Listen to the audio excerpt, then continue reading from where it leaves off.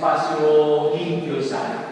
Y aplicamos el camino propuesto en el proyecto de acuerdo de fomento y regulación.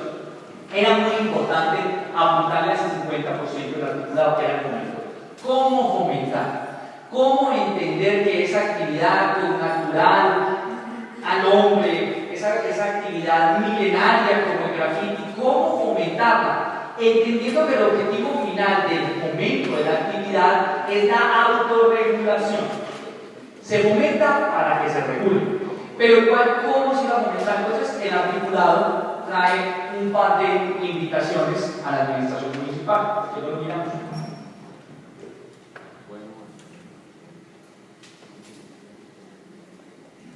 Bueno, para sí. Entonces, en el artículo tercero,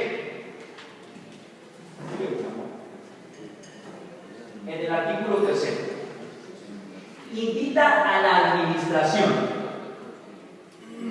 a señalar, en coordinación con el Instituto de Cultura y Fomento del Turismo, establecer unos espacios autorizados, determinados, para que se realice en ellos, en unos muros determinados, en unos espacios señalados por ellos, se realice en ellos grafitis y sea posible realizar este tipo de actividades. Y además invita a la administración a realizar un inventario de los muros de la ciudad donde sea posible, cosa que los artistas locales, aquellos que se dedican a esto como una expresión cultural, artística, social o comunicativa, tengan en ellos un lugar donde poder manifestar. Siguiente. Y por último, le dice a la administración, mire, fomente la actividad, haga acciones tendientes a promover la libertad de expresión cultural por medio del graffiti en las zonas o espacios autorizados. En otras palabras, el proyecto de acuerdo le dice, mire, ustedes tienen derecho a la libertad de expresión, estamos de acuerdo con ello. Vamos a habilitar una zona y nos vamos a poner de acuerdo dónde se deben hacer y dónde se pueden hacer los grafitis. Y aquí inmediatamente se junta con la segunda parte del proyecto de acuerdo, que es la regulación y el control, que también se le exige a las autoridades. La Constitución Política en el artículo 79 y en el 82 le exige a esas autoridades a hacer respetar el espacio público y el privado, al cual tienen derecho todos los ciudadanos.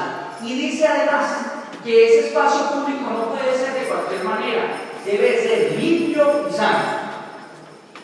Traigo una foto de una cosa que no es espacio público, es espacio privado, pero representa los valores de lo que el ser humano entiende por un espacio público ideal, y es un centro comercial, que es una pena.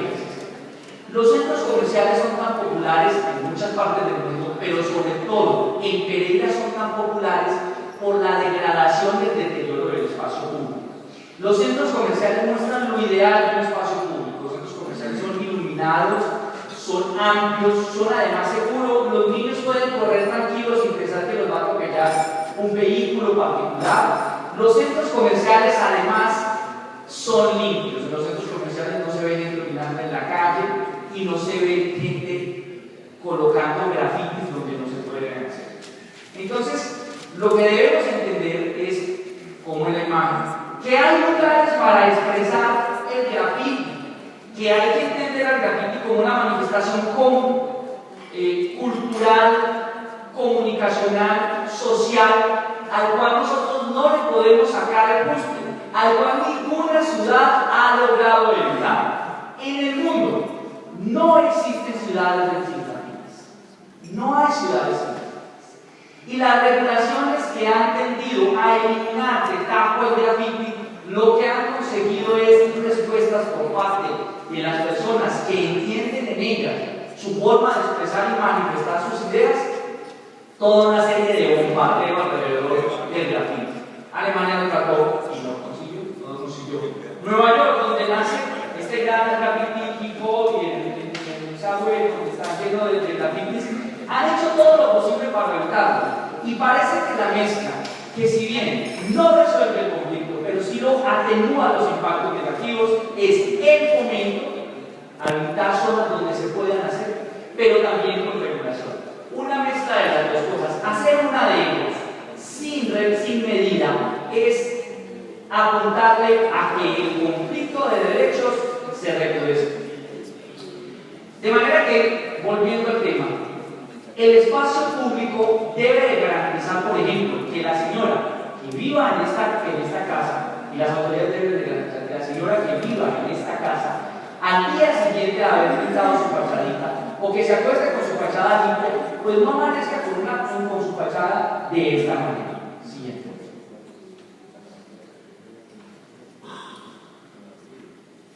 Bien. Ahí. ¿Recuerdan la primera parte donde habilitamos zonas para hacer grafitis? En esa primera parte se dice dónde puede hacer grafitis. Y en esta parte lo que le decimos a las autoridades es dónde no permita hacer grafitis. Perfecto. Antes de que digan, es imposible, es muy complejo.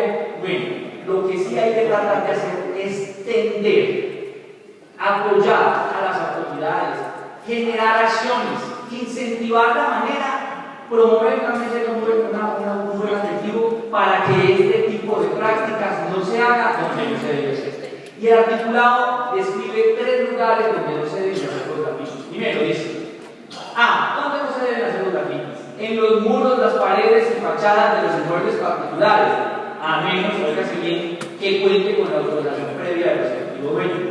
¿Dónde más no se deben de hacer? En los bienes de uso público, tales como mobiliarios, estatuas, esculturas, monumentos u otros. Y tercero, en los bienes públicos de uso público del municipio.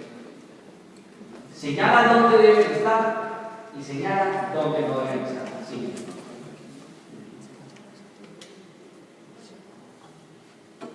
Ya en el artículo 5 y 6 le pide a la administración municipal realizar campañas pedagógicas, porque esto también tiene que ser así, con la finalidad de preservar el espacio mobiliario privado y público. A los grandes problemas de espacio público, de ocupación del mismo por vendedores y por vehículos particulares, hay una gran contaminación visual de la ciudad, que yo sé que todos ustedes la han visto, y que de igual manera deterioran las zonas de la ciudad, degradan algunos barrios y contribuyen a que esos barrios sean expulsoras como vivienda. Y bueno, el problema que aquí lo hemos descrito en tantas ocasiones, la expansión de la ciudad, buscando espacios públicos que se asemejen a ese ideal plasmado en los centros comerciales de Europa, por favor. Y en el artículo 6,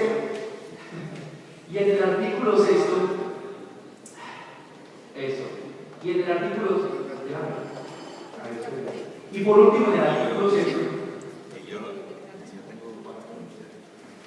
invita a que una vez al año el director operativo de control físico venga al Consejo de Pereira a contarle a la ciudad qué se ha hecho en materia de control y regulación del grafiti y aplicación de este acuerdo.